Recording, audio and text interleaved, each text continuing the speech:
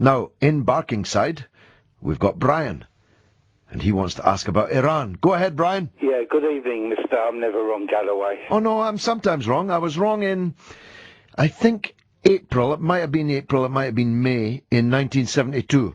That's right.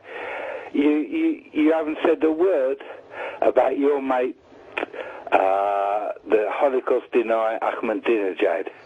Well, there's two reasons why. First of all, because he's not a Holocaust denier, and second, because he's not my mate. And there would be a third reason, too, which is that, unlike the other leaders we're talking about tonight, he was actually elected.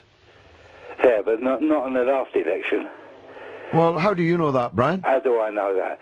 Well, if he'd been elected properly, there wouldn't be thousands upon thousands of opposition people going out demonstrating. Well, I don't know. There'll be about the best part of 1 million people demonstrating in London on the 26th of March, but that doesn't mean the government didn't actually win the election. And in Syria too. What about Syria? What's that got to do with it? Been demonstrating there, but you don't say a word. Who was demonstrating in Syria? In Damascus, in Homs, in Aleppo. They've been beaten up by the security. When? This week.